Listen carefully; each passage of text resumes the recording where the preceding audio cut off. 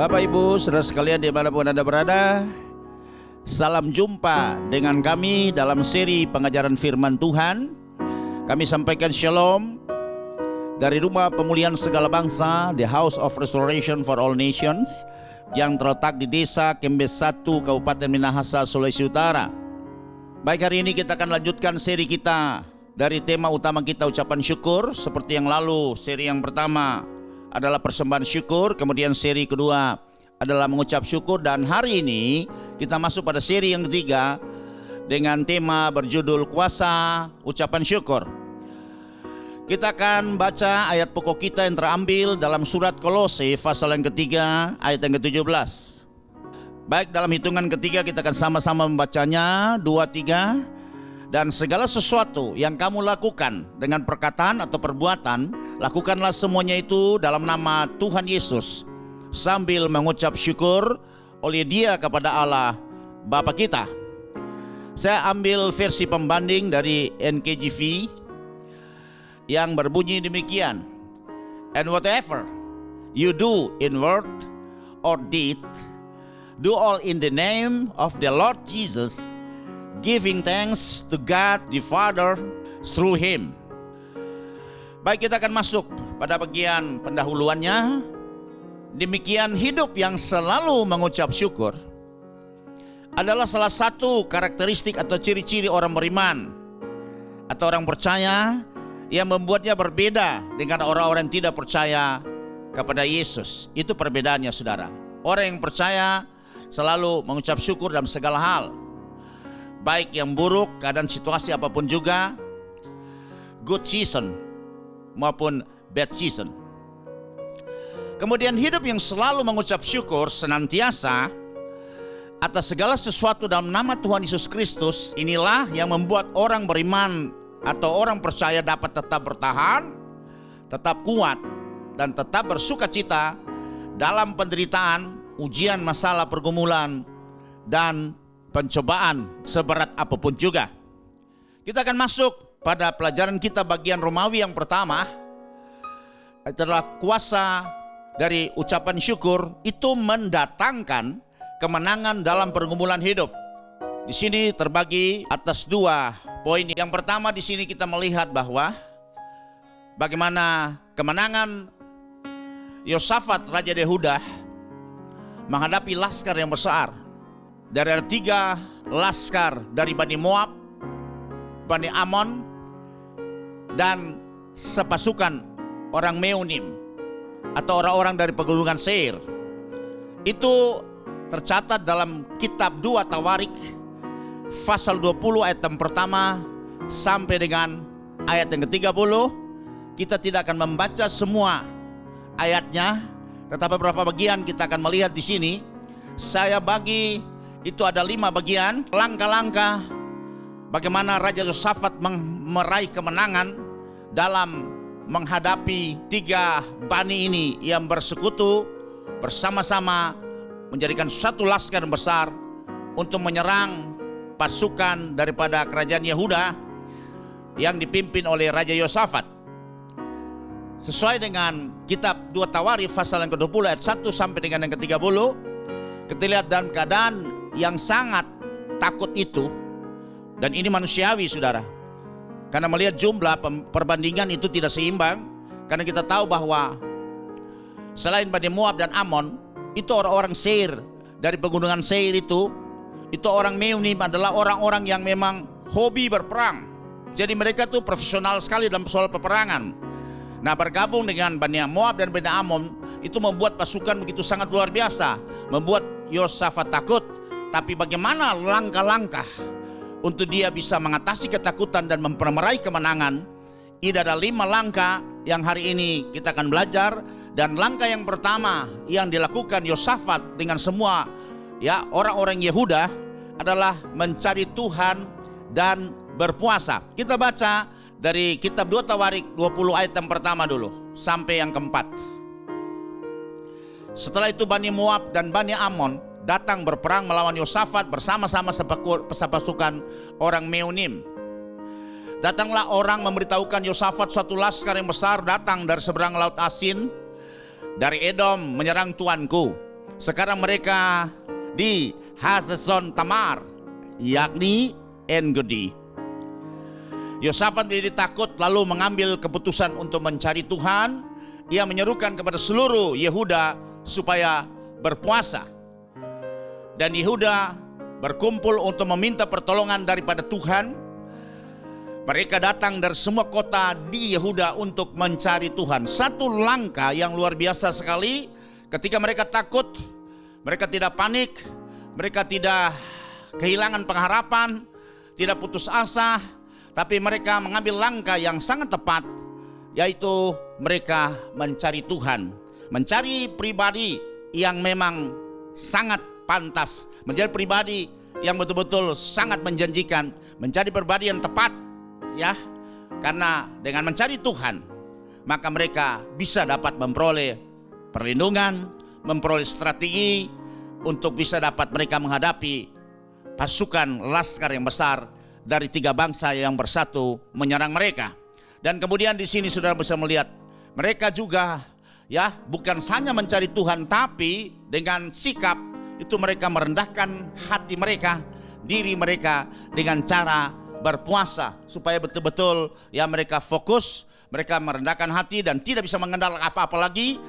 Hanya Tuhan satu-satunya yang bisa menjadi andalan mereka, karena secara perhitungan di atas kertas bahwa mereka tidak mungkin mengalahkan, bahkan mereka pasti ya akan bisa kalah dan banyak dari pasukan-pasukan dari orang-orang Yehuda akan mati, dan pasti anak-anak mereka dan istri-istri mereka akan ditawan menjadi budak belian, saudara. Sebab itu membuat ya hati Yosafat dan masyarakat ya rakyat orang-orang Yehuda menjadi sangat galau seperti itu. Tapi mereka mengambil langkah yang sangat luar biasa, yaitu mencari Tuhan dan berpuasa. Kemudian langkah selanjutnya, ya, mereka tidak mencari pertolongan dari pihak yang lain.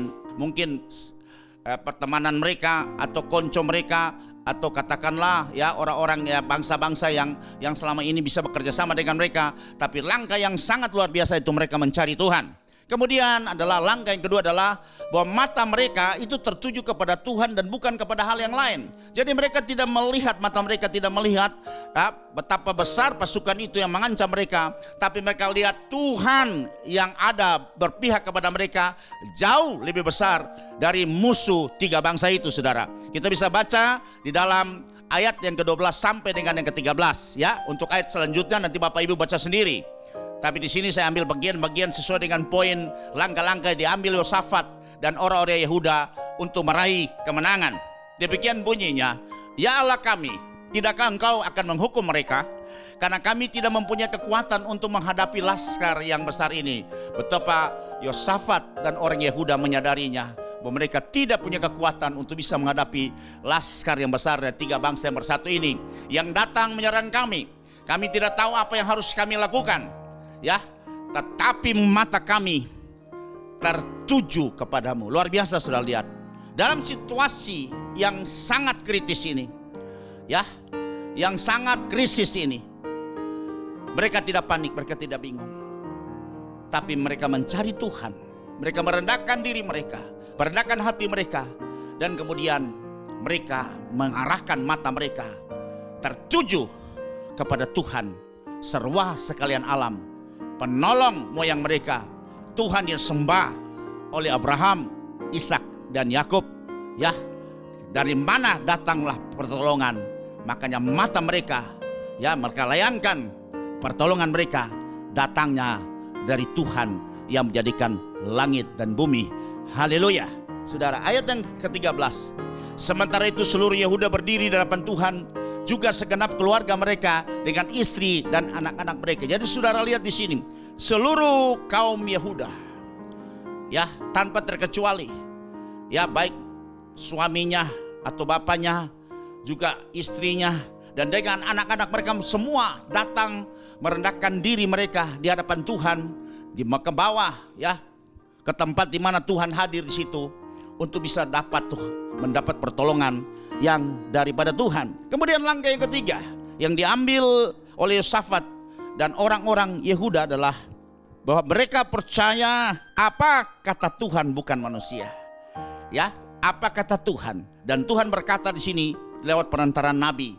Ada yang bernubuat kemudian mengatakan Dan sungguh mereka percaya, karena mereka percaya kepada Tuhan dan juga Nabi Tuhan sebagai penyambung lidah daripada Tuhan itu sendiri. Maka di situ menjadi kekuatan buat mereka untuk bisa dapat bertahan, untuk bisa dapat tenang, dan untuk bisa dapat fokus. Mata mereka tertuju kepada Tuhan, dan mereka bisa melihat apa yang menjadi strategi yang Tuhan berikan buat mereka untuk meraih kemenangan. Ayat yang ke-17 dan 20 kita akan baca. Dalam peperangan ini tidak usah kamu bertempur. Ini adalah nabi yang saat itu diurapi oleh Tuhan. Kemudian dia bernubuat. Dia katakan, hai Yehuda dan Yerusalem, tinggallah berdiri di tempatmu. Ini seperti Tuhan ngomong kepada Bani Israel ketika Musa membawa mereka keluar menghadapi tekanan daripada pasukannya Mesir di bawah pimpinan Firaun saat itu, mengejar mereka untuk mengambil pulang mereka, membudaki mereka kembali Mesir. Tuhan berpesan kepada Musa dan juga umat Israel bahwa kamu tenang, kamu akan berdiam diri, dan Tuhan akan berperang ganti kamu. Kemudian, dan lihatlah bagaimana Tuhan memberikan kemenangan kepadamu. Janganlah kamu takut dan terkejut. Majulah besok menghadapi mereka. Tuhan akan menyertai mereka. Memang secara manusiawi, secara analisa perhitungan manusia, pasti mereka akan takut karena laskar ini besar sekali, 3 bangsa yang bersatu. Tapi karena mata mereka tertuju kepada Tuhan, dan mereka sangat percaya kepada Tuhan yang disembah oleh moyang mereka. Karena kalau Tuhan berfirman, pasti Tuhan akan lakukan, karena Tuhan bukan manusia dan dia tidak pernah berdusta. Sekali berfirman lewat hamba-hambanya para nabi, maka itu merupakan utusan Tuhan. Mereka merupakan suara daripada Tuhan itu sendiri sebagai penyambung lidah Tuhan. Maka di sini kita melihat bahwa Bani Yehuda dan Raja Yosafat berserta keluarga mereka semua percaya kepada apa yang Tuhan katakan lewat Nabi Tuhan. Haleluya saudara. Kemudian kita lihat ayat selanjutnya yang ke-20. Keesokan harinya pagi-pagi mereka maju menuju padang gurun Tekoa. Ketika mereka hendak berangkat, berdirilah Yosafat dan berkata, dengar hai Yehuda dan penduduk Yerusalem, percayalah kepada Tuhan Allahmu. Sekali lagi Yosua memperkuat kepercayaan mereka, supaya mereka jangan ragu-ragu. Sudah sangat teguh percaya kepada Tuhan, karena mata mereka bukan melihat masalah, mata mereka bukan melihat ancaman, tapi mata mereka alihkan kepada Tuhan yang jauh lebih besar dari semua masalah ancaman yang sedang mereka hadapi. Dan kamu akan tetap teguh, percayalah kepada nabi-nabinya, dan kamu akan berhasil. Dan ini sangat tepat seperti apa yang dilakukan oleh orang-orang Yehuda dan Raja Yosafat. Haleluya. Kemudian sudah bisa melihat langkah yang keempat, bagaimana mereka memperkuat iman percaya mereka. Tuhan mengatur strategi untuk bisa menghadapi ketiga bangsa yang bersatu ini. Laskar yang besar adalah membentuk pasukan pemuji Tuhan. Nah, ini memang rada aneh saudara. Peperangan bukan bagaimana memperkuat pasukan-pasukan yang hebat, pasukan-pasukan terlatih yang harusnya berada depan, tapi di sini Tuhan bilang membentuk pasukan pemuji Tuhan dalam pakaian kudus. Perhatikan, jadi pemuji di dalam kekudusan. Karena kita sudah tahu bahwa ayat berkata tanpa kekudusan orang tidak mungkin ketemu dengan Tuhan. Tanpa kekudusan berarti tidak mungkin campur tangan Tuhan. Tanpa kekudusan berarti tidak ada hadirat Tuhan. Dan kita tahu tanpa kekudusan berarti kita akan memperoleh kekalahan. Sebab itu di sini bagaimana Tuhan lewat suara kenabian menyampaikan kepada Yosafat dan semua orang Yehuda membentuk pasukan pemuji dari suku Lewi dalam pakaian kudus, dalam kelayakan mereka. Kita akan baca pada ayat yang ke-21. Setelah ia berunding dengan rakyat, ia mengangkat orang-orang yang akan menyanyi nyanyian untuk Tuhan dan memuji Tuhan dalam pakaian kudus. Perhatikan, yang memuji Tuhan harus di dalam pakaian kudus. Pakaian ini bicara mengenai keberadaan dia adalah kudus adanya, sebab Tuhan katakan aku kudus, sebab itu engkau harus kudus. Nah, perhatikan kita semua kalau menjadi orang yang akan memuji Tuhan, yang menaikkan syukur kepada Tuhan, harus dalam posisi bahwa kita harus kudus di hadapan Tuhan. Karena tanpa kekudusan sekali lagi kita tidak akan bisa ketemu dengan Tuhan. Kemudian di sini nyanyikanlah nyanyian syukur bagi Tuhan, bahwasanya untuk selama-lamanya kasih setianya.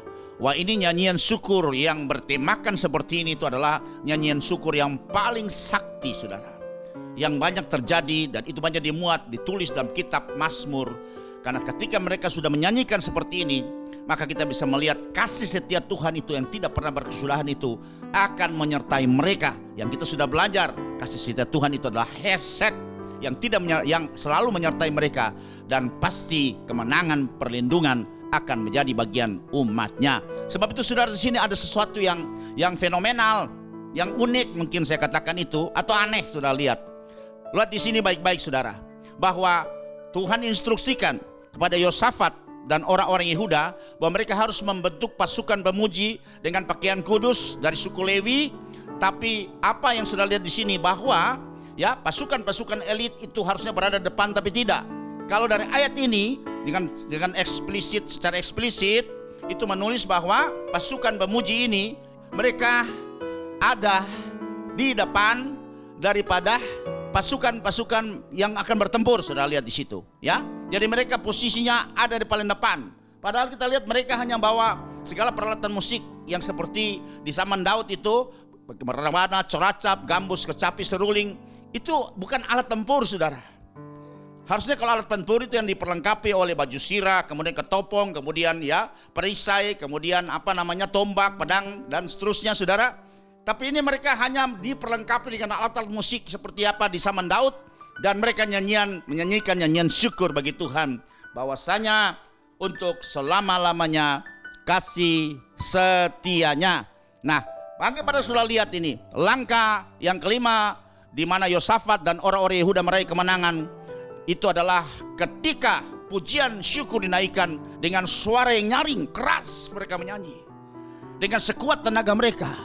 Bukan mereka menyanyi seadanya atau sekadarnya, saudara, tapi mereka menyanyi dengan sungguh-sungguh, dengan suara yang nyaring. Ya, di ayat yang lain menulis seperti itu. Ketika pujian syukur dengan suara yang nyaring, dengan sekuat tenaga mereka, ya, dari pasukan pemuji itu yang berada di depan pasukan-pasukan yang akan bertempur itu, maka Tuhan bergerak dengan kuat kuasanya, dan kemenangan menjadi bagian Yosafat dan orang-orang Yehuda tanpa perangan. Tuhan yang mengacaukan semua ketika hadirat Tuhan hadir.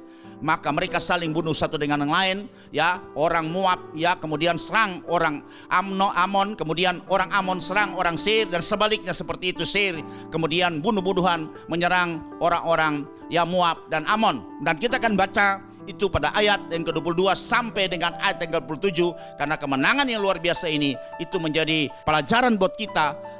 Sudah berlaku di zaman purbakala, tapi saya percaya strategi yang sama juga kita bisa pakai dalam peperangan iman kita untuk menghadapi segala macam pergumulan, masalah, persoalan yang kita hadapi, dan pasti dengan strategi yang sama kita juga akan bisa memperoleh kemenangan demi kemenangan. Haleluya. Ketika mereka mulai bersorak-sorai dan menyanyikan nyanyian pujian, dibuat Tuhan lah penghadangan terhadap Bani Amon dan Moab dan orang-orang dari pegunungan Seir yang hendak menyerang Yehuda, sehingga mereka terpukul kalah. Jadi saudara bisa lihat di sini, Tuhan buat penghadangan sehingga mereka tidak bisa datang merapat untuk bisa menjamah ya pasukan orang-orang Yehuda atau pasukan pemuji yang ada di depan itu. Panah mereka mungkin melenceng, Tuhan buat karena penghadangan yang luar biasa yang Tuhan buat. Dan Tuhan terlalu mampu, karena Tuhan pasti akan mengirimkan bala pasukan tentara surgawi akan turut bersama-sama dengan ya Bani Yehuda yang dibawa pimpinan Raja Yosafat untuk turut berperang bersama-sama dengan mereka. Ayat selanjutnya, lalu Bani Amon dan Moab berdiri menentang penduduk pegunungan Seir, hendak menumpas dan memunahkan mereka. Segera sesudah mereka membinasakan penduduk Seir, mereka saling membunuh ya satu dengan yang lain. Terjadi seperti itu, saudara. Ayat 24 selanjutnya, ketika orang Yehuda tiba di tempat peninjauan di padang gurun, mereka menengok ke tempat laskar itu. Tampaklah semua telah menjadi bangkai berhantaran di tanah. Tidak ada yang terluput ya, yang tidak ada yang hidup lagi. Ayat selanjutnya, lalu Yosafat dan orang-orangnya turun untuk menjara barang-barang mereka. Mereka menemukan banyak ternak, harta milik, pakaian dan barang-barang berharga. Yang mereka rampas itu lebih banyak daripada apa yang dapat dibawa. 3 hari lamanya mereka menjara barang-barang itu karena begitu banyaknya. Sudah lihat ini. Ini katakanlah sengsara membawa nikmat, atau ancaman membawa berkat, saudara, seperti itu. Sebab itu saudara perhatikan di sini ya, untuk kita bisa pelajari ya apapun yang kita hadapi dalam peperangan ini. Jangan pernah enggak takut. Mari serahkan semua kepada Tuhan, matamu tertuju kepada Tuhan, rendahkan dirimu kepada Tuhan, perbaiki hidupmu, perbaiki hubunganmu dengan Tuhan dan dengan sesama. Kemudian engkau terus berharap kepada Tuhan, biar Tuhan akan turut bekerja bersama-sama dengan engkau, berperang dengan engkau untuk bisa mengalahkan semua pergumulan masalah yang sedang engkau hadapi dalam semua aspek hidupmu. Dan saya percaya strategi yang sama juga itu bisa kita pakai, dan kemenangan itu bisa kita raih, dan kemenangan itu juga bisa menjadi bagian kita. Haleluya saudara. 3 hari lamanya mereka menjara barang itu karena begitu banyak dan mereka tidak sanggup menyelesaikan semuanya. Ayat yang ke-26, pada hari keempat mereka berkumpul di lembah pujian, saudara. Jadi di lembah itu mereka namakan lembah pujian. Di sanalah mereka memuji Tuhan, dan itulah sebabnya orang menamakan tempat itu lembah pujian hingga sekarang. Ya, luar biasa sekali. Ayat yang ke-27, lalu pulanglah sekalian orang Yehuda dan Yerusalem dengan Yosafat di depan. Mereka kembali ke Yerusalem dengan sukacita karena Tuhan telah membuat mereka bersukacita karena kekalahan musuh mereka. Sudah lihat, haleluya saudara. Biarlah pelajaran yang saya sampaikan hari ini, betapa luar biasa kuasa ucapan syukur itu menghadapi peperangan yang luar biasa, yang bagi manusia mustahil, yang bagi manusia tidak mungkin mengalahkannya dalam situasi apapun juga. Tidak ada perhitungan analisa manusia yang bisa dapat mengalahkan kalau sudah dalam situasi seperti ini. Tapi saya percaya ketika kita datang kepada Tuhan, merendahkan diri kepada Tuhan, kemudian kita menyerahkan semua kepada Tuhan, kita tidak panik, tidak mengandalkan yang lain yang kita miliki, tapi kita mengandalkan Tuhan 100%. Imannya tergantung kepada Tuhan, pengharapan kita sauh di belakang tabir, sauh kepada Tuhan, ya, maka kita melihat Tuhan turun tangan, campur tangan ketika kita sudah tidak berdaya. Saat kita angkat tangan, maka Tuhan turun tangan, dan ketika Tuhan turun tangan, maka kita bisa melihat kemenangan demi kemenangan kita raih tanpa perjuangan apa-apa dari kita, tanpa inisiatif dari kita, tanpa kita turut serta di dalamnya, tapi kita bisa melihat kemenangan yang datang daripada Tuhan, dan itu pemberian yang istimewa buat kita. Percaya, bilang amin. Saya percaya kalau Yosafat bisa menang dengan cara ini, kita juga bisa menang dengan cara yang telah Tuhan ajarkan kepada Yosafat, dan kita bisa meniru caranya, kita mencontohi caranya. Apapun yang kita hadapi, pasti kemenangan menjadi bagian kita seperti yang dialami Yosafat dan orang-orang Yehuda pada waktu itu. Haleluya saudara. Kita masuk pada bagian selanjutnya. Ada bagian dari 1 Romawi B.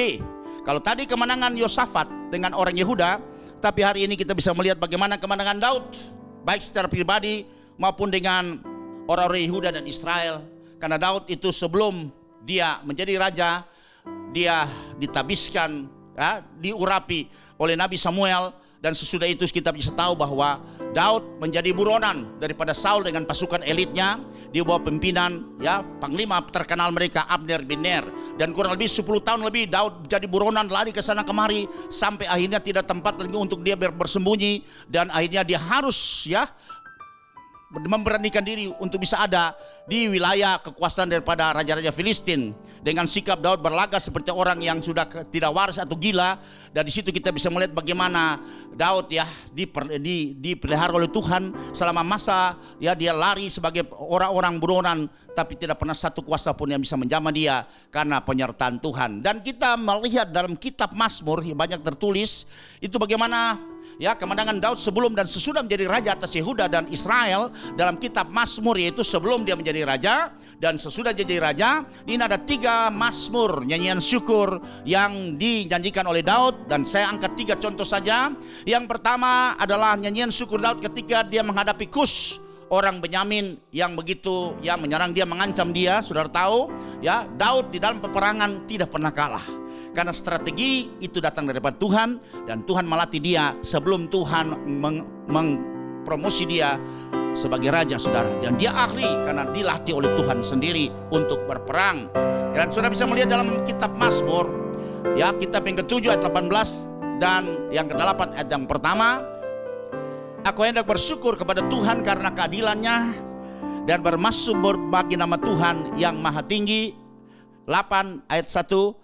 Untuk pemimpin biduan menurut lagu Gitit, Mazmur Daud. Ya Tuhan, Tuhan kami, betapa mulianya namamu di seluruh bumi, keagunganmu yang mengatasi langit dinyanyikan. Kita tahu bahwa dari Mazmur 7:18 dan Mazmur 8 ayat 1 ini telah digabungkan dan dijadikan satu pujian yang luar biasa oleh seorang komposer yang terkenal di bidang rohani, yaitu Pastor Williar Kaunto. Aku hendak bersyukur pada Tuhan karena keadilannya, dan bermazmur bagi nama Tuhan yang maha tinggi. Ya Tuhan, Tuhan kami, betapa mulianya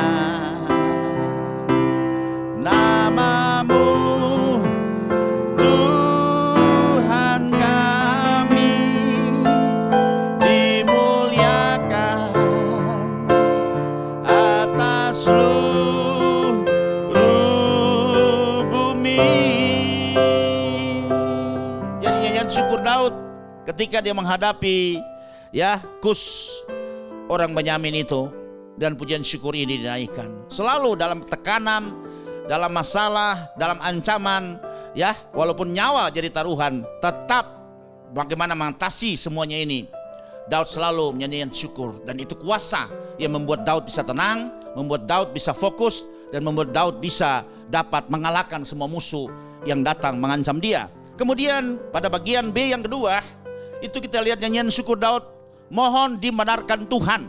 Kita Mazmur 26 ayat 2 dan 3, kemudian 6 sampai 8, dan kemudian 27 ayat yang keempat. Kita baca dulu di dalam kitab Mazmur 26 ayat yang ke-6 dan 8. Ini semua Mazmur Daud. Dia katakan seperti ini, aku membasuh tanganku tanda tak bersalah, lalu berjalan mengelilingi mezbamu ya Tuhan, berarti dalam baitnya Tuhan, sambil memperdengarkan nyanyian syukur dengan nyaring ketika mendapat tekanan yang luar biasa seperti itu saudara, dalam pergumulan yang berat, dan menceritakan segala perbuatanmu yang ajaib. Ayat yang ke-8, Tuhan, aku cinta pada rumah kediamanmu dan pada tempat kemuliaanmu bersemayam. Dan kemudian sudah lihat ayat sebelumnya ketika mengalami minta pertolongan dari Tuhan untuk dibenarkan oleh Tuhan, itu pada ayat yang kedua sampai 3 dari Mazmur yang ke-26. Ujilah aku ya Tuhan, dan cobalah aku, selidikilah batinku dan hatiku, sebab mataku tertuju pada kasih setiamu, dan aku hidup dalam kebenaranmu. Dan kita tahu ini juga, ayat ini telah dibuat menjadi satu lagu rohani yang luar biasa, yang kita tahu persis, yang sudah lama, yang sudah tidak asing di telinga kita, dengan judul Ujilah Aku Tuhan. Haleluya. Ujilah aku Tuhan, cobalah aku Tuhan, selidiki batinku dan hatiku, mataku tertuju padamu. Haleluya. Aku cinta padamu Tuhan, aku rindu hadiratmu Tuhan, aku ingin selalu dekat padamu, menikmati kehadiranmu. Katakan ku nyanyi hosana sama-sama, mari ku nyanyi hosana bagi Rajaku yang duduk di takhta. Aku muliakan dan ku agungkan, Kau layak disembah. Sekali lagi ku nyanyi hosana sama-sama. Bapak Ibu sedang mengikuti siaran ini, ku nyanyi hosana Rajaku yang duduk di tahta. Aku muliakan dan kuagungkan, Kau layak disembah. Kau layak disembah. Haleluya saudara. Luar biasa saudara. Ya, Mazmur Daud dia bawakan dengan cara dia nyanyikan nyanyian syukur, dan kemudian sudah digubah menjadi pujian rohani yang sering kita nyanyi. Sudah lama sekali pujian ini dan kita tahu luar biasa sekali, dan pujian ini mengangkat, menarik kuasa Tuhan untuk bisa beri kekuatan, ketenangan, ya, jalan keluar buat Daud, dan memberi strategi buat Daud untuk menghadapi semua musuh-musuh yang ingin menjatuhkan dia. Haleluya saudara. Kemudian bagian yang ketiga selanjutnya kita bisa melihat dari B3, nyanyian syukur, ya, ketika Daud setelah menjadi raja. Nah, saudara bisa lihat itu dalam kitab Mazmur itu 144, ya, ayat 1, 9 sampai 11. Di situ jelas lembaga kita memberikan perikop pada Mazmur 144 ini, nyanyian syukur raja, dan kita tahu rajanya adalah Raja Daud. Kita baca pada ayat yang pertama, kemudian sambung 9 sampai dengan yang ke-11. Dari Daud, terpujilah Tuhan gunung batuku yang mengajar tanganku untuk bertempur dan jari-jariku untuk berperang.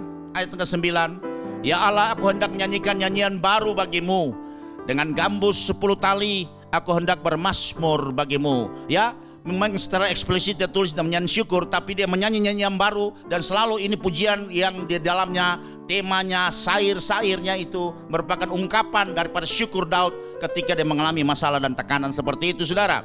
Kemudian selanjutnya, engkau yang memberikan kemenangan kepada raja-raja. Jadi saudara bisa melihat di sini, ya, ketika Daud memuji Tuhan, dia mengucap syukur kepada Tuhan dengan nyanyian syukur seperti itu.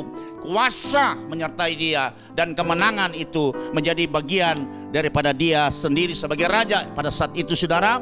Yang membebaskan Daud, hambamu, ayat yang ke-11, bebaskanlah aku daripada pedang celaka dan lepaskanlah aku dari tangan orang-orang asing yang mulutnya mengucapkan tipu dan yang tangan kanannya adalah tangan kanan dusta. Demikian, ya, bagian yang 1 Romawi B, kemenangan Daud dengan pujian syukur, dan kita lihat di situ kuasa turun untuk bisa dapat mengalahkan semua tantangan musuh yang dihadapi, dan kemenangan itu menjadi bagian daripada Daud dan, ya, orang Israel pada umumnya saudara. Seperti itu saudara lihat. Yang tadi kemenangan Raja Yosafat, ya, dengan orang Yehuda menghadapi 3 bangsa laskar yang bersatu, dan kita lihat sini juga kemenangan Daud juga dengan cara yang sama.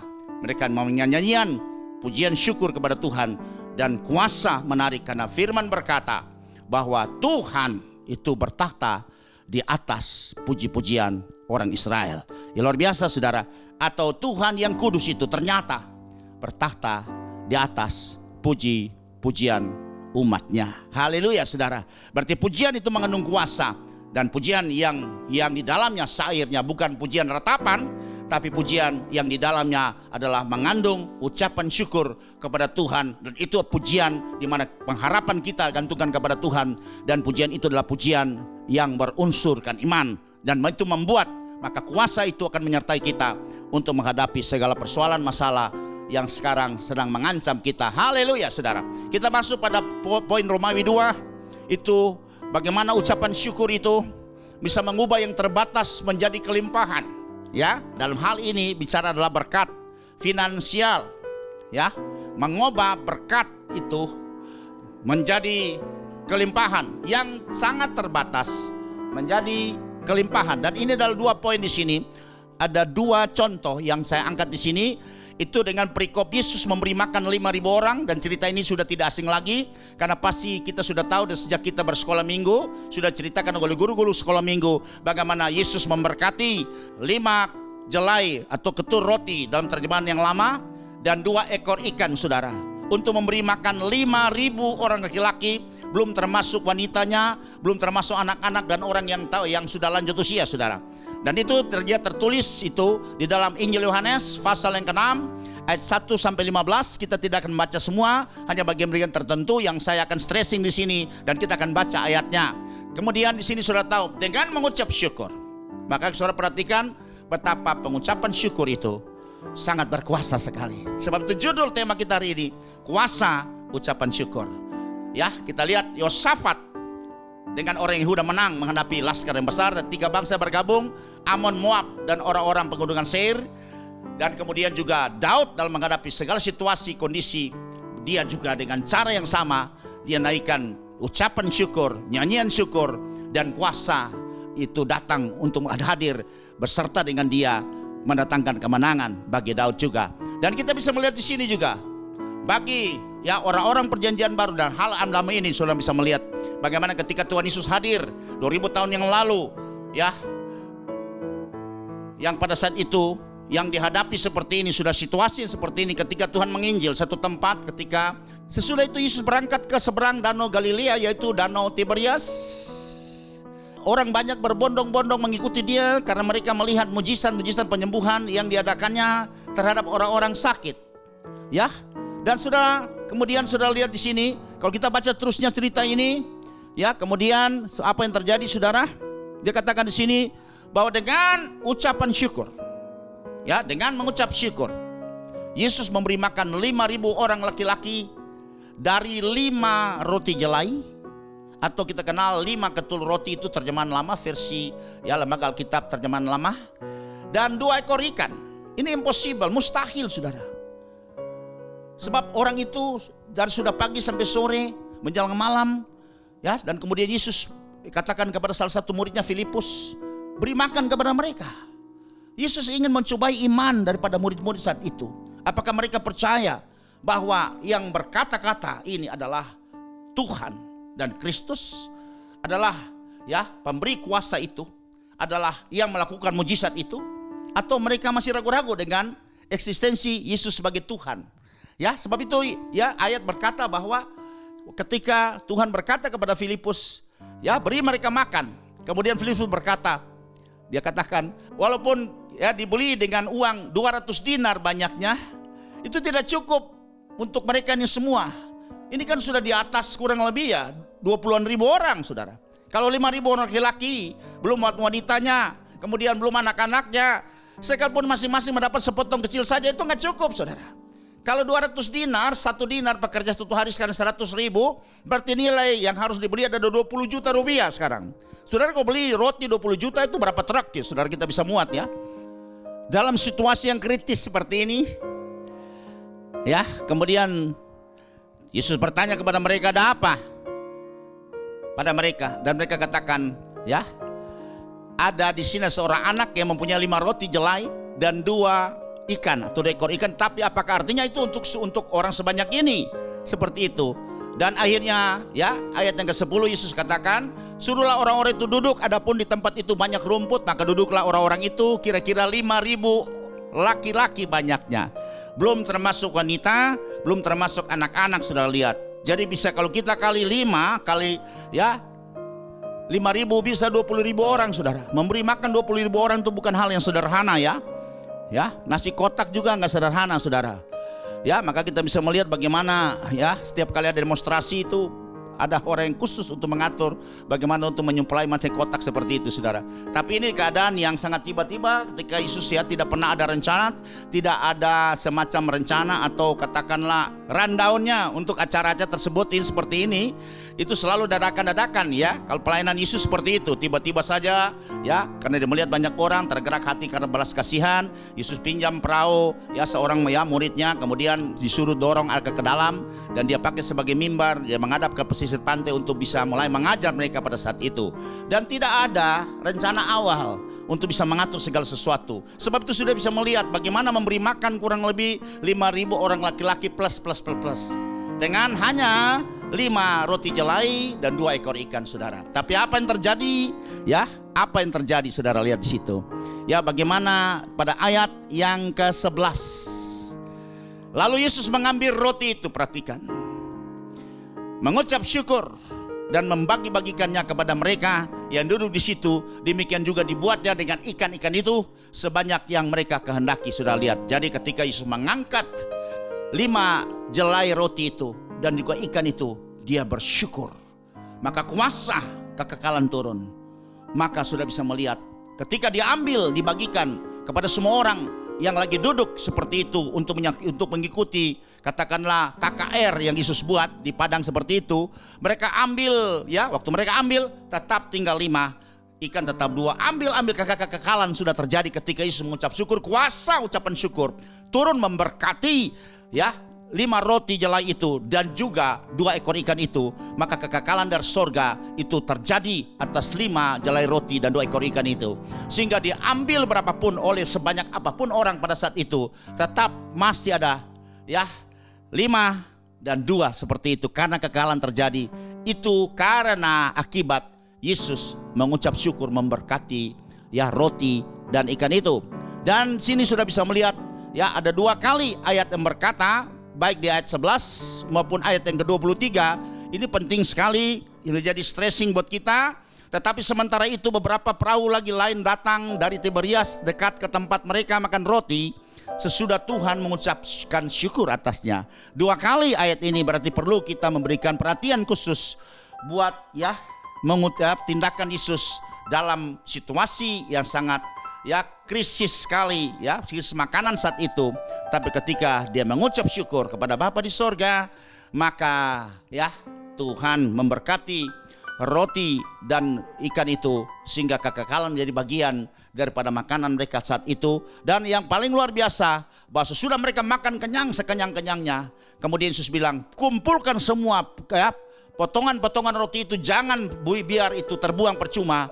Dan waktu itu mereka kumpulkan, dan Alkitab mencatat itu lebih dari 12 bakul penuh, nah, dengan potongan-potongan dari kelima roti jelai yang lebih setelah orang makan. Haleluya, saudara. Jadi ada pelajaran, ada 3 pelajaran yang perlu kita pelajari di sini, ya. Yaitu yang pertama, kita sering bersyukur kalau memiliki atau menerima dalam jumlah besar atau banyak atau, ya, lebih atau berlimpah. Ya, biasanya gitu. Kalau kita diberkati, usaha kita maju, ya, pekerjaan kita hasilnya sangat luar biasa, surplus seperti itu, lebih, ya.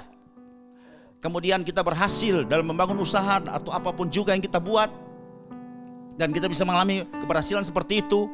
Makanya sering itu lebih banyak kita bersyukur. Oh, kita bersyukur, kita berjingkrak-jingkrak, kita bersaksi kepada banyak orang bahwa Tuhan itu luar biasa. Tapi perhatikan, saudara, ketika kita menerima dalam jumlah yang besar, banyak, lebih atau berlimpah, saudara. Tapi bagaimana sebaliknya? Nah, kalau kita mengalami hal yang sebaliknya, kita sudah berusaha, sudah ngoyo begitu luar biasa, harapan kita bisa menghasilkan, ya, hasil yang seperti ini, tapi sebaliknya yang kita hadapi hanya sedikit sekali, atau tidak sesuai dengan harapan yang sudah kita prediksi seperti itu, ya. Makanya kita akan cenderung diam, ya, diam dalam hati. Dan kadang-kadang juga tanpa kita sadari kita juga bersungut-sungut. Sebagai contoh dengan perkataan, astaga, cuma sedikit, ya, kok cuma hasilnya segini, ya. Kadang-kadang seperti itu, saudara, tanpa kita sadari, saudara, bahwa itu ucapan itu tidak puas dengan berkat yang kita terima. Kalau tadi bagian yang pertama itu, kita bisa bersyukur dengan luar biasa. Kita bersyukur, ya, dengan kesaksian yang berapi-api. Kita mensaksikan kepada banyak orang karena kita menerima dalam jumlah yang banyak, ya, dalam jumlah yang berlimpah, ya, seperti itu. Tapi coba sebaliknya, pasti kita diam, kita gak berani bersaksi. Kita takut ditertawakan orang. Bahkan dalam hati kadang-kadang kita bersungut tanpa kita menyadarinya. Kita cuma katakan, oh, kok cuma sedikit, ya, kok hasilnya seperti ini, ya. Padahal saya sudah berjuang seperti luar biasa. Padahal, ya, saya sudah perhitungkan harusnya untungnya segini, hasilnya segini. Nah, padahal kita tahu kadang-kadang Tuhan izinkan hal itu terjadi buat kita, ya, supaya kita bisa lihat bahwa segala sesuatu itu memang berasal dari Dia, oleh Dia, ya, untuk Dia, bagi Dia kemuliaan hanya selama-lamanya. Sebab itu saudara perhatikan, ya, padahal kalau yang sedikit itu saja, jumlahnya sedikit itu tidak selamanya tuh kurang, saudara. Cuma karena ambisi kita, karena ketidakpuasan kita, karena hawa nafsu kita ingin memiliki banyak. Tapi padahal yang kita dapat walaupun sedikit itu, tapi kalau kita menghayati, renungkan baik-baik, ternyata kita tidak kurang untuk bisa memenuhi kebutuhan-kebutuhan yang kita perlukan. Mari saudara pelajari dari kisah ini, karena Tuhan melihat hati kita. Tuhan melihat bagaimana kita, ya, dalam pengiringan kita. Apakah kita harus senantiasa percaya sama Tuhan? Karena orang yang mempercayai Tuhan, apapun yang Tuhan buat, dia katakan Tuhan baik, bahwasanya untuk selama-lamanya kasih setianya, dan pasti dari hati yang mengucap syukur. Mau banyak mau sedikit, mau lebih mau kurang, ya, berlimpah dan ya secukupnya, tetap kita akan bersyukur kepada Tuhan. Percaya, bilang amin. Yang kemudian bagian yang ketiga dari pelajaran ini, jumlah yang sedikit itu dapat menjadi berlimpah-limpah.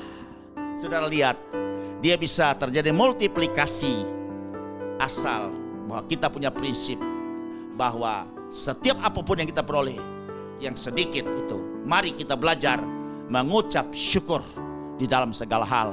Maka kita bisa melihat terjadi kuasa dari ucapan syukur itu yang bisa melipat gandakan yang sedikit menjadi banyak dan menjadi berlimpah-limpah. Haleluya. Mari kita masuk pada bagian dari 2 Romawi B, yaitu mengubah yang terbatas. Ya, karena ucapan syukur itu bisa mengubah yang terbatas menjadi kelimpahan. Ya, bagian B ini jarang ya cerita ini diangkat, karena ini kesaksian, bukan perumpamaan, tapi ini true story, kisah nyata. Itu yang tertulis di dalam Injil Matius pasal ke-15 ayat 32 sampai 39. Lembaga Alkitab memberikan perikop, itu adalah Yesus memberi makan 4.000 orang. Ya, tertulis dalam Injil Matius pasal 15 ayat 32 sampai 39. Lalu Yesus memanggil murid-muridnya dan berkata, hatiku tergerak oleh belas kasihan kepada orang banyak itu. Sesudah 3 hari mereka mengikuti aku dan mereka tidak mempunyai makanan. Aku tidak mau menyuruh mereka pulang dengan lapar, nanti mereka pingsan di jalan. Ayat yang ke-33, kata murid-muridnya kepadanya, bagaimana di tempat sunyi ini kita mendapat roti untuk mengenyangkan orang banyak yang begitu besar jumlahnya. Ayat 34, kata Yesus kepada mereka, berapa roti ada padamu? Kemudian ya, mereka murid-murid berkata 7, jawab mereka, dan ada lagi beberapa ikan kecil. Kemudian apa yang terjadi, saudara? Lalu Yesus menyuruh orang banyak itu duduk di tanah. Ayat 36, saudara lihat di sini, hal yang luar biasa. Sesudah itu ia mengambil ke-7 roti dan ikan-ikan itu. Dia bikin apa, saudara? Mengucap syukur.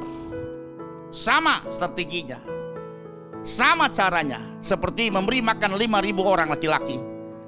Kalau di sini memberi makan 4.000 orang laki-laki, belum termasuk wanita dan anak-anak. Kemudian memecah-mecahkannya dan memberikannya kepada murid-muridnya. Lalu murid-muridnya memberikannya pula kepada orang banyak itu. Apa yang terjadi, saudara? Ayat yang selanjutnya 37, dan mereka semuanya makan sampai kenyang. Kemudian orang mengumpulkan potongan-potongan roti yang sisa 7 bakul penuh. Ya, kalau ini 7 roti, kemudian ya dengan ikan-ikan kecil. Dan akhirnya sesudah mereka selesai makan sampai sekenyang-kenyangnya, dan mereka mengumpulkan sisa potongan-potongan roti itu sisanya dikumpul, ya diperkirakan 7 bakul penuh. Saudara lihat, sama strateginya. Bagaimana caranya untuk mengubah yang terbatas menjadi kelimpahan? Itu cara adalah dengan mengucap syukur. Mari, kalau orang ya pada tokoh-tokoh Alkitab yang dulu, baik Yesus sendiri sebagai guru kita mengajarkan hal yang demikian, kita juga sebagai muridnya, kita mengikuti hal yang sama, maka kita juga mengalami mujizat, berkat dan pertolongan dan kuasa yang sama. Haleluya, saudara.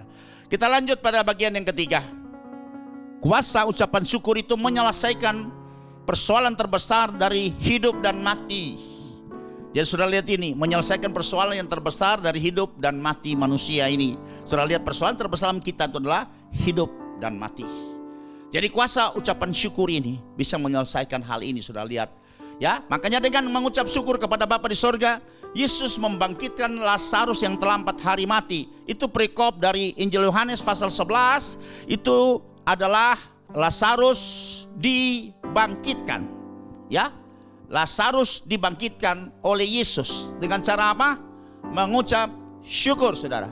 Sebab itu, saudara, mari kita bisa melihat dari Injil Yohanes pasal yang ke-11 ayat yang pertama. Sudah tidak asing lagi di telinga kita dengan tertulis seperti ini pada ayat yang pertama. Ada seorang yang sedang sakit namanya Lazarus. Ia tinggal di Betania, kampung Maria dan adiknya Marta. Jadi Lazarus ini punya saudara Maria dan Marta dan merupakan rekan atau katakanlah kerabat dekat daripada Tuhan Yesus sendiri. Kalau Yesus ada di Betania pasti mesti akan singgah dan juga bisa ada di situ di rumah dari Lazarus, Maria dan Marta. Ayat yang kedua. Maria ialah perempuan yang pernah meminyaki kaki Tuhan dengan minyak mur dan menyekangkan dengan rambutnya. Ayat yang ketiga, dan Lazarus yang sakit itu adalah saudaranya. Kedua perempuan itu mengirim kabar kepada Yesus, Tuhan, dia yang kau kasihi sakit. Jadi Lazarus itu memang jelas jadi teman atau katakanlah pribadi yang Tuhan Yesus kasihi, saudara. Kemudian lanjut, saudara. Ketika Yesus mendengar kabar itu, ia berkata, penyakit itu tidak akan membawa kematian, tetapi akan menyatakan kemuliaan Allah. Sebab oleh penyakit itu anak Allah akan dimuliakan. Jadi kadang-kadang Tuhan memakai kita. Dan sini dia memakai Lazarus, memakai Maria dan Marta untuk bagaimana lewat proses sakit penyakit Lazarus dan mengalami kematian yang sudah 4 hari. Yesus juga sengaja, nanti ada ayat yang selanjutnya kita akan baca, mengulur-ulur waktu untuk datang ke situ supaya Lazarus sudah 4 hari mati. Dan bagi manusia dan bagi orang-orang di zaman itu tidak mungkin lagi untuk bisa dibangkitkan yang sudah 4 hari mati. Seperti itu. Tapi memang itu adalah rencana daripada Bapa lewat Yesus anaknya untuk bagaimana kemuliaan Allah bisa dinyatakan kepada orang-orang saat itu, orang-orang Israel khususnya. Sebab oleh penyakit itu maka anak Allah Yesus sendiri akan dipermuliakan oleh Bapa-Nya di sorga. Haleluya. Kita lanjut baca selanjutnya. Yesus memang mengasihi Marta dan kakaknya Lazarus. Ayat 6. Namun setelah didengarnya bahwa Lazarus sakit, ia sengaja tinggal 2 hari lagi di tempat di mana ia berada, saudara. Jadi dia belum ada di Betania karena memang dia sudah mendapat kabar bahwa Lazarus, saudara yang dia kasih itu sedang sakit keras. Ayat yang ke-7. Tetapi sudah itu ia berkata kepada murid-muridnya, mari kita kembali lagi ke Yudea. Jadi belum langsung ke Betania, saudara. Memang Yesus sengaja mengulur-ulur waktu seperti rencana yang sudah kita baca ayat sebelumnya, bahwa supaya Lazarus mengalami kematian dan sudah 4 hari dia datang, dan disitulah bagaimana Bapa menyatakan kemuliaannya lewat anaknya Yesus Kristus, meneguhkan dia supaya orang-orang zaman itu percaya bahwa dia adalah Tuhan dan Kristus. Haleluya. Kemudian kita lanjut saja pada ayat selanjutnya, ayat yang ke-11. Demikianlah perkataannya, dan sesudah itu ia berkata kepada mereka, Lazarus saudara kita telah tertidur, tetapi aku pergi ke sana untuk membangunkan dia dari tidurnya. Saya perhatikan kalau Yesus sebut kata tidur, artinya berarti itu pasti orang ini mati akan dibangkitkan, saudara. Kalau Yesus kata tidur. Sebab kalau kita tidur itu pasti akan bangun lagi. Tapi kalau orang sudah mati memang tidak mungkin akan bangkit lagi. Tapi walaupun Lazarus mati, tapi Yesus memakai profetik bahwa Lazarus itu tertidur. Kemudian lanjut kita baca ayat yang ke-13. Tetapi maksud Yesus ialah tertidur dalam arti mati. Sedangkan sangka mereka Yesus berkata tentang tertidur dalam arti biasa atau arti lahiria atau arti hurufiah, saya katakan seperti itu. Tapi di sini Yesus memberikan satu semacam profetik bahwa itu kata tidur itu adalah Yesus mati, dia Lazarus mati, dan kalau Yesus katakan tidur berarti itu ada kemungkinan untuk Yesus akan bangkitkan dia atau membuat dia bangkit kembali atau bangun kembali karena Yesus menggunakan kata tidur, tapi mati, saudara. Kemudian kita lanjut pada ayat yang ke-17. Kemudian katanya seperti ini, maka ketika Yesus tiba, didapatinya Lazarus telah 4 hari berbaring di dalam kubur. Jadi Yesus tiba pada saat itu memang sengaja dia berlambat-lambat, dan sudah 4 hari Lazarus ada dalam kubur. Dan kita tahu 4 hari itu rata-rata sudah bau, walaupun dirempahi seperti itu tetap bau, saudara. Kemudian kita baca ayat yang selanjutnya, saudara, ayat 21 sampai dengan yang ke-26. Maka kata Marta kepada Yesus, Tuhan, sekiranya engkau ada di sini, saudaraku pasti tidak mati. Karena dia terlalu percaya sama Yesus, sebab dia pernah melihat sebelum Lazarus ada juga pemuda di Nain dibangkitkan, kemudian juga anak Yairus. kepala rumah ibadat itu juga mati dan dibangkitkan, dan dia tahu bahwa Yesus itu adalah guru, dia adalah Tuhan yang bisa membuat orang yang mati menjadi hidup. Tapi ini sudah terlambat, saudara, karena menurut mereka sudah 4 hari. Kalau baru mati seperti pemuda di Nain itu, atau ya anak Yairus, itu kemungkinannya menurut pandangan Marta itu bisa dihidupkan kembali. Ayat selanjutnya 22. Tetapi sekarang pun aku tahu bahwa Allah akan memberikan kepadamu segala sesuatu yang kau minta kepadanya. Ya, jadi ada sedikit harapan, itu Marta berkata kepada Yesus. 23, kata Yesus kepada Marta, saudaramu akan bangkit. Kemudian kata Marta kepadanya, aku tahu bahwa ia akan bangkit pada waktu orang-orang bangkit pada akhir zaman. Jadi dia mengerti, tapi bukan yang sekarang, tapi nanti, kata Yesus itu. Dia percaya bahwa ada kebangkitan orang mati, seperti sekarang pun kita percaya. Di dalam pengakuan iman rasuli bahwa kita percaya ada kebangkitan orang mati. Seperti itu, saudara. Dan itu yang Marta angkat kembali. Tapi Yesus berkata bahwa ini akan bangkit sekarang, saat ini. Sebab profetik Yesus bilang bahwa itu cuma tidur. Kalau tidur berarti Yesus akan bangunkan dia. Ya, ini sudah lihat, ini ada perbedaan sedikit dari pernyataan pada Yesus itu sendiri. Ayat yang selanjutnya, ayat yang ke-25. Jawab Yesus, akulah kebangkitan dan hidup. Barang siapa percaya kepadaku, ia akan hidup walaupun ia sudah mati. Ini salah satu yang disebut dengan bahwa aku adalah aku di sini, ya. Itu disebut dengan ego eimi, akulah ya kebangkitan dan hidup, akulah terang dunia.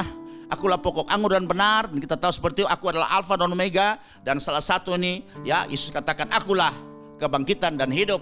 Barang siapa percaya kepadaku, ia akan hidup walaupun ia sudah mati. Ayat yang ke-26. Perhatikan, saudara. Dan setiap orang yang hidup dan yang percaya kepadaku tidak akan mati selama-lamanya. Percaya ke engkau akan hal ini, ya. Jadi orang yang hidup pada saat itu dan percaya, ya, tidak akan mati selama-lamanya, artinya mati tapi akan bangkit lagi. Percaya ke engkau akan hal itu, dan ini iman kita juga percaya. Kita percaya kalau kita mati sekarang, mati dalam Kristus, yang penting mati dalam kebenaran, maka kita percaya satu saat juga ketika Tuhan datang di awan-awan, maka setiap kubur orang yang percaya kepada Yesus itu akan kembali bangkit, tubuh diubah. Kemudian orang yang masih hidup juga diubah tubuhnya, dikumpulkan menyongsong Tuhan di angkasa. Itu sebut ada pertemuan di udara, ya, yang sedang dinyanyikan oleh banyak ya gereja. Kita tahu dalam pujian yang seperti itu, saudara. Itulah iman kita, dan itu juga ya iman pengakuan daripada pengakuan iman rasuli, saudara, bahwa ada kebangkitan orang mati. Tapi peristiwa yang terjadi di sini, maksud Yesus adalah Yesus akan lakukan hari ini, bukan nanti pada saat dia datang, ya, di awan-awan seperti itu. Kita akan baca ayat yang ke-35. Ini yang menentukan sekali. Ketika Yesus melihat bagaimana Maria pun mengalami hal yang sama, secara manusiawi hubungan, ya, kekeluargaan mereka itu, sehingga Yesus masgul. Dia jadi masgul. Waktu hatinya masgul, ya, kemudian dia terharu dan juga dia menangis secara manusiawi Yesus. Bahwa dia tahu bagaimana, ya, sedihnya, pilunya hati Maria dan Marta, karena saudara laki-laki yang mereka harapkan ada sebagai pendamping mereka, sebagai orang yang mungkin ya bisa jadi andalan mereka, yang bisa juga mengamankan mereka, mengayomi mereka, sekarang sudah tidak ada dengan mereka. Yesus juga tahu persis bagaimana ya hati mereka, harapan mereka seperti itu. Sebab itu ayat berkata, maka Yesus menangis, saudara. Tapi hal yang lain juga di sini, bahwa ada yang berkata bahwa Yesus juga sangat menyesal bahwa orang-orang tidak percaya ketika dia sudah berkata bahwa akulah kebangkitan dan hidup, bahwa Lazarus itu hanya tidur saja, aku akan bangkitkan dia segera. Maka menangislah Yesus, saudara. Selanjut kita baca pada ayat 39 sampai dengan 41. Kita akan baca. Kata Yesus, angkat batu itu. Nah, makanya Yesus berkata kepada mereka semua, Maria dan Marta, di mana jenazah atau ya tubuh Lazarus yang sudah mati itu diletakkan. Kemudian mereka pergi ke kubur itu, dan Yesus katakan, angkat batu itu. Marta, saudara orang yang meninggal itu, berkata kepadanya, Tuhan, ia sudah berbau sebab sudah 4 hari ia mati. Jadi bagi Marta, Yesus sampaikan firman itu, dia tidak perhatikan bahwa Yesus katakan hari ini, karena dia cuma tidur, aku akan bangkitkan dia. Ya, kemudian dia katakan, dia mencegah secara manusiawi dikatakan kan tidak mungkin orang yang sudah mati 4 hari itu bisa bangkit kembali, dan tidak pernah terjadi. Ya, mungkin sepanjang sejarah manusia sampai pada Lazarus itu, saudara. Haleluya, saudara. Tapi bagi Yesus tidak ada mustahil. Ya, Yesus berkata bahwa Dialah kebangkitan dan hidup. Ya, kemudian lanjut ayat selanjutnya pada ayat yang ke-40. Jawab Yesus, bukankah sudah kukatakan kepadamu, jikalau engkau percaya engkau akan melihat kemuliaan Allah. Karena memang ini sudah diatur oleh Bapa di sorga, bahwa peristiwa ini diizinkan Lazarus mati. Yesus berlambat-lambat datang kepada mereka supaya Lazarus mengalami kematian sudah 4 hari dan tidak memungkinkan dia hidup kembali. Dan di situ bagaimana Yesus bisa menunjukkan bahwa dia adalah orang atau pribadi yang memang diutus khusus untuk bisa menyatakan kemuliaan daripada Bapa itu sendiri lewat anaknya Yesus Kristus. 41 kita baca. Maka mereka mengangkat batu itu, lalu Yesus menengadah ke atas dan berkata, saudara perhatikan, Bapa, aku mengucap syukur kepadamu karena engkau telah mendengarkan aku. Ini antara Bapa dengan Yesus, karena memang sudah diatur skenario-nya oleh Bapa supaya peristiwa akan terjadi untuk bisa menyatakan kemuliaan kepada anaknya Yesus. 42, aku tahu bahwa engkau selalu mendengarkan aku, tetapi oleh karena orang banyak yang berdiri di sini mengelilingi aku mengatakannya supaya mereka percaya bahwa engkaulah yang telah mengutus aku, bahwa akulah firman yang telah berinkarnasi jadi manusia, dan aku adalah Tuhan dan Kristus. Lanjut ayat 43. Dan sesudah berkata demikian, berserulah ia dengan suara keras, Lazarus, marilah keluar. 44. Orang yang telah mati itu datang keluar. Kaki dan tangannya masih terikat dengan kain kapan, dan mulutnya ditutup dengan kain peluh. Kata Yesus kepada mereka, bukalah kain-kain itu dan biarkan ia pergi. Kebangkitan terjadi, mujizat terjadi. Apa yang Yesus buat untuk menghadirkan kuasa yang mendatangkan kehidupan bagi Lazarus sudah mati itu adalah bagaimana mengucap syukur, dan mengucap syukur itu menyelesaikan persoalan terbesar dari kehidupan Lazarus, Marta dan Maria. Karena yang mati bisa menjadi hidup kembali. Saya percaya dengan mengucap syukur, saudara, dalam persoalan apapun juga, dalam selangkah engkau hadapi, baik bidang usaha atau rumah tanggamu, hubungan suami istri atau anak dengan orang tua, usaha pekerjaanmu, saudara, di mana baik engkau sebagai orang swasta maupun juga sebagai pegawai negeri, baik sebagai PNS, ASN, atau juga saudara sebagai orang yang sekarang sedang sekolah, berpendidikan atau kuliah, walaupun tidak punya lagi kesempatan, atau mungkin bagi engkau sekarang prospeknya sudah mati, tapi kita percaya biarlah semua itu menjadi bahan perenungan buat kita dari cerita ini. Kalau yang mati saja Yesus bisa hidupkan, saya percaya hari ini apapun yang kau hadapi dalam semua aspek hidupmu yang memang engkau melihat sudah mati dan tidak mungkin lagi bisa dihidupkan kembali, dalam semua aspek yang saya sudah sebutkan tadi, maka saudara, langkah yang saudara ambil seperti apa yang sudah diajarkan oleh Yesus, seperti apa yang sudah dipraktekkan oleh Yesus sendiri di dalam Injil Yohanes pasal 11 ini. Mari kita mengucap syukur atas semua ini, dan kita akan melihat kuasa daripada ucapan syukur itu bisa menyelesaikan persoalan terbesar dari hidup kita yang sudah mati, bisa menjadi hidup kembali. Katakan haleluya. Akhirnya saudara-saudara, ternyata kuasa ucapan syukur dapat mendatangkan kemenangan dalam pergumulan hidup, dapat mengubah yang terbatas menjadi kelimpahan, dapat menyelesaikan persoalan terbesar dalam hidup manusia antara hidup dan mati. Haleluya. Amin. Berbahagia setiap orang yang telah mendengar firman Tuhan hari ini, menerimanya, mempercayainya, menaruh dalam hatinya, dan melakukannya. Aku hendak bersyukur pada Tuhan karena keadilannya, dan bermazmur bagi nama Tuhan yang maha tinggi. Ya Tuhan, Tuhan kami, betapa mulianya